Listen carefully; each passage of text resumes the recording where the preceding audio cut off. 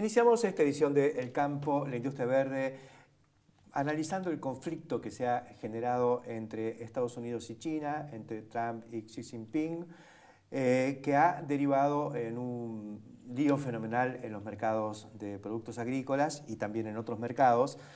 Por eso hemos convocado a la gente del Instituto de Negociaciones Agrícolas Internacionales de la Bolsa de Cereales de Buenos Aires, el INAI.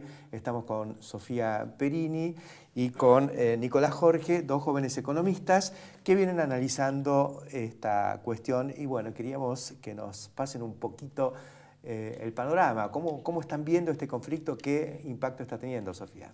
Bueno, en realidad publicamos recientemente un informe acerca de algunos de los impactos o de los efectos que podría llegar a tener para nuestro país en particular, pero para el mundo en general, justamente de la escalada del proteccionismo que arrancó con esta guerra comercial entre Estados Unidos y China. Nosotros tomamos en cuenta como dos puntos de vista, los efectos desde el caso particular de la soja, qué pasaría en el caso de la soja. Es la estrella de este conflicto, digamos. Y claramente porque China impuso aranceles a la soja de Estados Unidos y Estados Unidos es el principal productor y uno de los principales exportadores de soja a nivel internacional, con lo cual, y siendo China el principal importador de este producto, también es difícil pensar en alguien que pueda reemplazar a Estados Unidos, pero estamos viendo cuáles serían los impactos de esta medida para el caso de la soja en particular. Y por otro lado, lo que evaluamos fue el potencial para los productos de origen argentino en aquellos mercados donde, o que en particular le están aplicando alguna medida en represalia a las medidas que está aplicando Estados Unidos, como el caso de la Unión Europea, mismo China y Canadá. Analizamos esos tres casos en particular, que ya están presentadas las listas de productos a las cuales aplicarían incrementos arancelarios, y qué potencial tenía la Argentina en caso de abastecer estos productos que Estados Unidos, por este incremento en los aranceles, no podría abastecer en esos mercados. Ahora, el primer impacto fue una caída brutal del precio internacional de la soja, digamos, con impacto para todos los productores. Uno podría pensar, bueno, a lo mejor la Argentina, Brasil, Paraguay, Uruguay en menor medida, se benefician porque ahora China va a tener que venir a comprar acá porque quedó de alguna manera desabastecida por propia decisión, ¿no? Ahora, ¿esa caída de los precios también se tiene que ver reflejado en el mercado local o no? ¿Aquí se compensó? Mira, nosotros lo que normalmente analizamos es el mediano y largo plazo. En nuestra visión es así como tal cual lo comentás. China impone un arancel de 25% en este caso por otro de sojas, y eso se refleja tanto en caída en el precio que ve el productor de Estados Unidos y un incremento del precio de exportación nuestro. De todas formas hay que hacer una distinción entre justamente el corto y el largo plazo. ¿Por qué? Porque en el corto plazo, hasta que los mercados se acomoden, y más en un contexto de sequía como estamos hoy, es normal esperar volatilidades muy elevadas en los precios. Cuando nosotros hacemos nuestro estudio, normalmente nos enfocamos en el mediano plazo, al menos una campaña a partir de hoy, y lo que miramos es la situación en la cual ya los productores pueden ajustar frente a esos incentivos de precios. Entonces los resultados que vemos en precios no son tan grandes, pero al mismo tiempo tenemos los impactos en producción. En líneas generales, te hago un resumen rápido. Lo que estamos viendo es que el productor estadounidense podría recibir alrededor de 15 a 16 dólares por tonelada menos. Nada más que eso. Y ese es el impacto más grande, porque del lado de las exportaciones argentinas estaríamos hablando entre un 5 o 6 dólares por tonelada más que podríamos estar recibiendo. Tanto Argentina como Brasil. La sutileza que hay que tener acá, que esto surge de un modelo de simulación, o sea, los resultados no son para tomarlos al pie de la letra, sino son más bien orientativos de por dónde vienen los cambios. Y desde el punto de vista de cómo se puede arreglar China, digamos, como principal demandante, ¿no es cierto? Porque están comprando más de 100 millones de toneladas, ¿no es cierto? Si no le compran a Estados Unidos, que le provee el 40% de esa cantidad, ¿cómo hacen? Y la realidad es que los principales productores son Estados Unidos, Brasil y muy por detrás la Argentina, en términos de producción y de exportaciones. si bien Estados Unidos es el principal productor, Sí.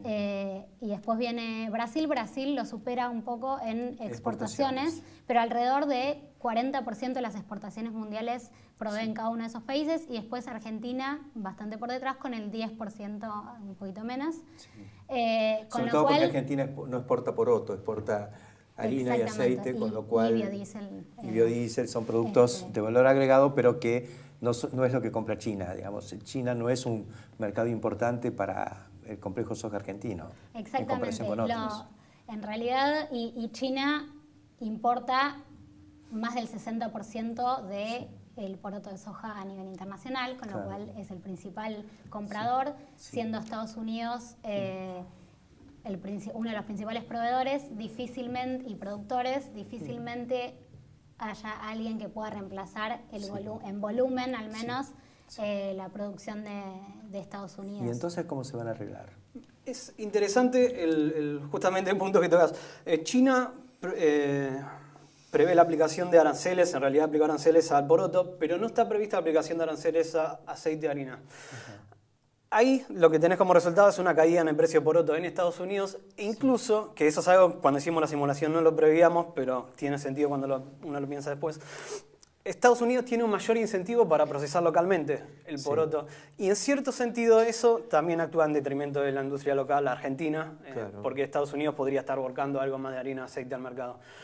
Pero tiene capacidad de molienda como para pasar de un volumen que exportaban como poroto, hacerlo como harina. Ese es el resultado. Claro, nosotros lo que vemos en ese sentido es que pueden haber corrimientos en esas direcciones, pero en volúmenes pequeños. Claro. Entonces estamos viendo, por ejemplo, que Argentina podría procesar 1 millón de toneladas menos. En ese orden de magnitud están los volúmenes, no serían cambios impresionantes. Pero es en ese sentido en que estamos viendo los movimientos. De todas formas, todo esto está sujeto a que no haya un cambio por parte de la política de comercialización de China y que de repente tienda a importar harinas. Nosotros todavía no lo estamos viendo, pero no habría que descartarlo. Ahí castigarían al crashing local, digamos, que hasta ahora ha estado muy favorecido. Al crashing chino, digamos, local chino. Sí, de nuevo, no estamos previendo que sean volúmenes tan grandes como para afectar. Los mercados en ese sentido se tendrían que ir acomodando. Y en parte puede ser que se abastezca de aceite de colza para suplir también la falta. O de poroto de soja americano, que entrará con un 25% de arancel. Puede ser, pagando un precio menos. Porque ya la pérdida se produjo en Chicago, entonces eso es una posibilidad perfecta. Digamos que le han trasladado ese 25%, como acá pasa con la retención, se traslada a un menor precio interno. Bueno, acá con un derecho de importación hay un menor precio y eso es lo que hizo Chicago. Exactamente así lo estamos viendo. Y, o sea, ajustan los precios y los precios se acomodan de nuevo el mix de comercio. Claro. Ahora, ¿pueden prescindir los chinos? Porque, digamos, no es los chinos que pasan, el señor chino, digamos, y sus hijos, y su familia, o su hijo. O sea, que dice, bueno, no como soja, como garbanzo. Pero acá me parece que el problema es que hay millones de pescaditos, chanchos, pollos, con la boca abierta esperando la harina de soja. ¿Cómo se arreglan? Eso no puede cerrarse, no pueden ir a liquidar... Estamos viendo más una sustitución de orígenes que realmente una baja en el consumo por parte de China. Si una baja de consumo es muy poquita, como resultado de los análisis no surge. ¿Ustedes están viendo en el horizonte alguna posibilidad de arreglo o esto se está agudizando?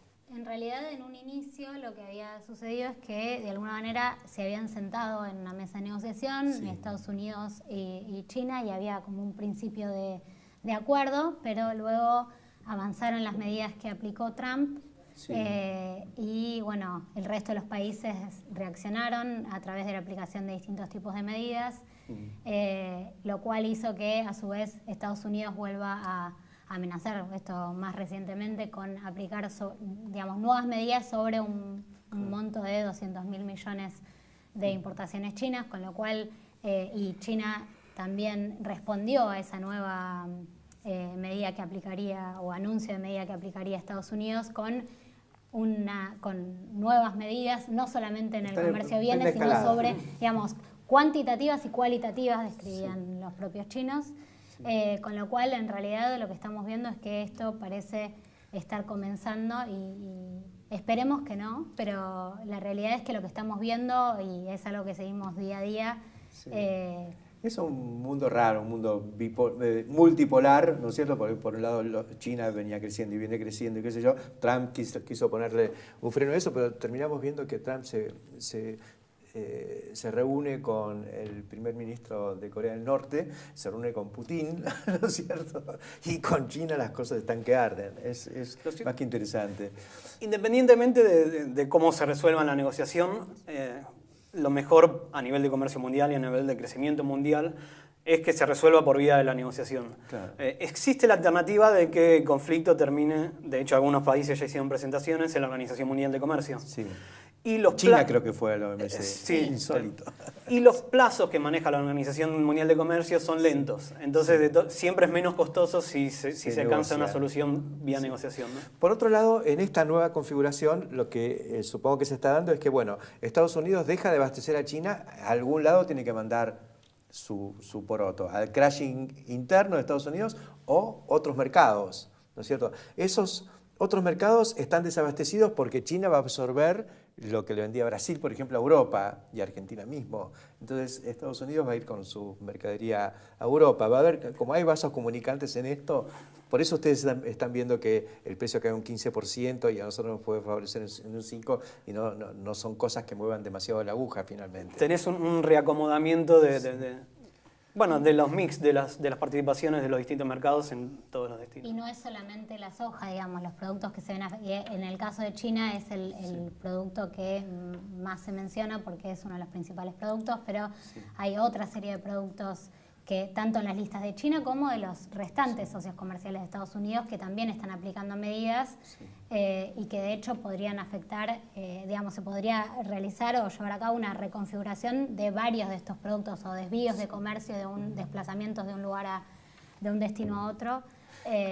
Pasa que a nosotros es lo que más nos impacta, obviamente, pero además la soja es el commodity agrícola de mayor movimiento a nivel del mercado internacional, porque el maíz es muy importante en volumen, el arroz lo mismo, pero los movimientos, digamos, el comercio entre países no es tan importante como el de la soja.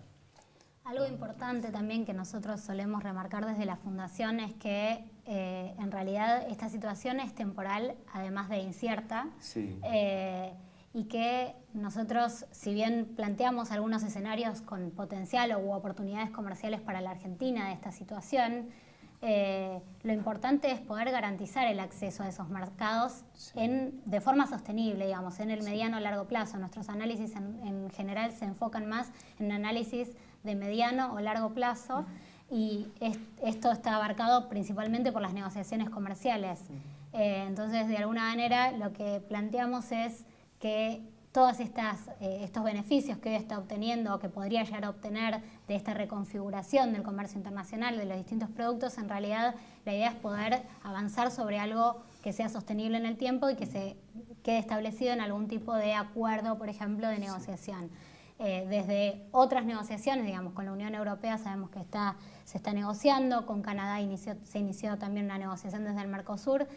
Y bueno, con uno de los principales temas sería poner sobre la mesa qué pasa con China, ¿no? Si habría algún potencial de acordar o efectuar algún tipo de acuerdo con China para que esta situación, que ahora es temporal, pueda ser permanente y garanticemos de alguna forma el acceso de nuestros productos al mercado chino. Ser una nación favorecida, digamos. Perfecto. Estamos de acuerdo. Muchísimas gracias por aclararnos el panorama de lo que está pasando con este momento. En este momento con el complejo soja, el más afectado en toda este lío, digamos, esta agitación que hay hoy en el mercado internacional por la pelea entre Trump y Xi Jinping. Gracias por estar acá. Gracias a ustedes. Y nosotros enseguida continuamos.